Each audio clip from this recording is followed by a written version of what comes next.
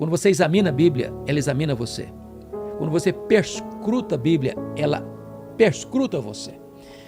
É nesse sentido de que quando você lê a Bíblia, você é confrontado com seus erros, com seus pecados. Pastor Hernandes Dias aborda o poder transformador da Bíblia. Ele explica como a palavra de Deus tem a capacidade de ler, examinar e restaurar a vida daqueles que a leem. Comenta aí sua opinião, deixe seu like, se inscreva no canal e compartilhe. A Bíblia, mais do que palavra de Deus, é o livro literário mais importante da história.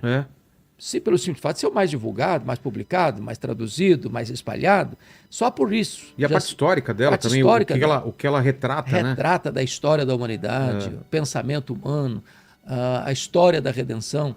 Então, ela é singular nesse particular. Mas tem um outro aspecto. Além de inspirada, a Bíblia é um livro inerrante. O que significa isso? Que ela não está sujeita a erros, a falhas, a contradições. Por exemplo... Mas tem um movimento de tentar atualizar a Bíblia. Né? Isso é uma bobagem, mas eu vou tratar disso. Tá.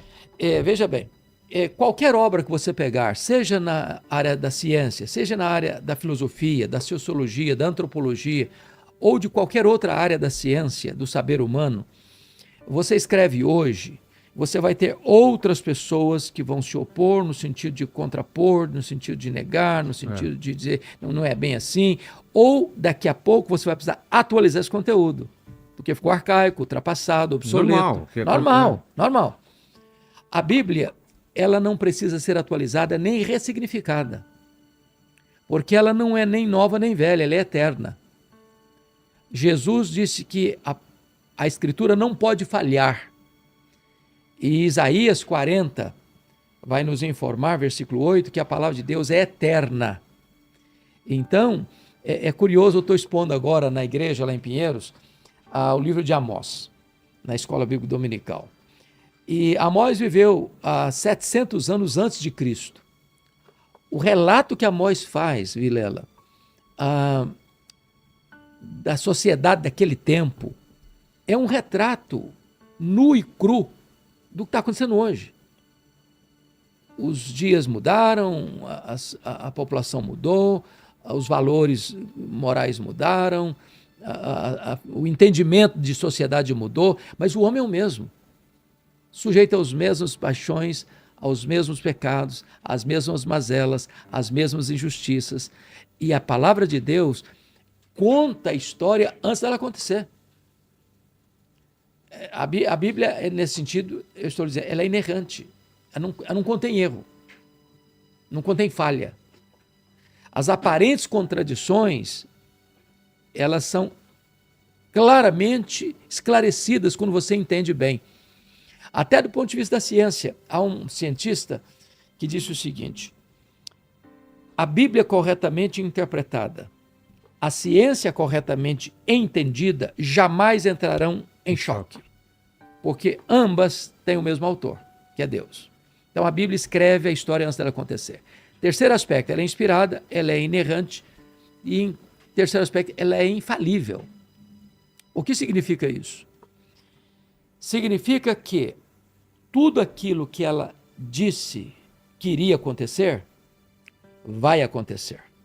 Ou já aconteceu, ou está acontecendo, ou acontecerá.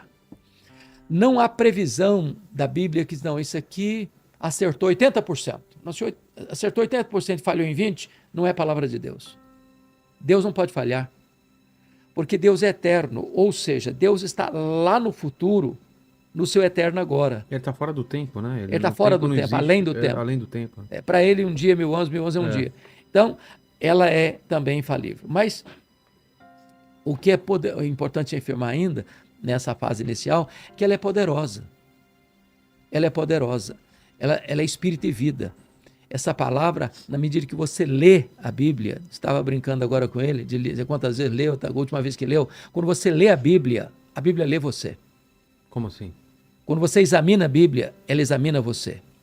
Quando você perscruta a Bíblia, ela perscruta você. É nesse sentido de que quando você lê a Bíblia, você é confrontado com seus erros, com seus pecados, com as suas mazelas, com as suas necessidades, com seus desejos, com tudo que você tem. Ela vai entrando em você, diagnosticando você. E mais do que isso, ela vai restaurando a sua vida. Diz a Bíblia que ela alegra o coração, ela cura a alma, ela dá sabedoria aos simples. Ou seja, na medida em que você vai examinando a Bíblia, você vai sendo transformado por este ensino, por esta mensagem gloriosa. Mas talvez você perguntou assim, mas como é que eu posso saber que a Bíblia é a verdade? Papel não aceita tudo? Como eu posso ter certeza que a Bíblia é confiável? Eu queria lhe dar 3 razões, e você me interrompe quando achar por bem. Primeira coisa, Vilela, a Bíblia é o único livro que tem o que eu chamo de unidade na diversidade. O que é isso? Nós temos na Bíblia mais de 40 escritores, desde gente com cultura enciclopédica, como Moisés, Salomão e Paulo, como homens simples, como Amós, que era um agricultor, como Pedro, que era um pescador. Esses 40 escritores escreveram num período de 1.500 anos, porque você começa com Moisés, que viveu 1.500 anos antes de Cristo, e encerra o Novo Testamento com João, que escreveu no final do 1º século.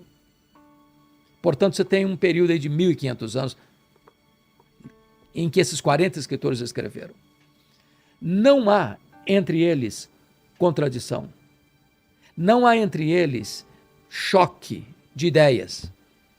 Existe uma complementaridade, uma sintonia, uma harmonia plena no que foi escrito. Por quê? Porque eles estão escrevendo, mas eles estão escrevendo por inspiração divina, por revelação divina. Então, a mão que está escrevendo é a mão humana, e não é psicografia. A mão que está escrevendo é a mão humana, mas a mente que está controlando o que está sendo escrito é a mente divina. Então, não há qualquer outra obra na história da humanidade onde tantos autores escrevendo de lugares diferentes, de culturas diferentes, para pessoas diferentes, com línguas diferentes, em contextos diferentes, em que haja uma plena e absoluta harmonia. Isso é exclusivo da Bíblia. Segundo aspecto, que eu acho que é tão importante, é o cumprimento das profecias.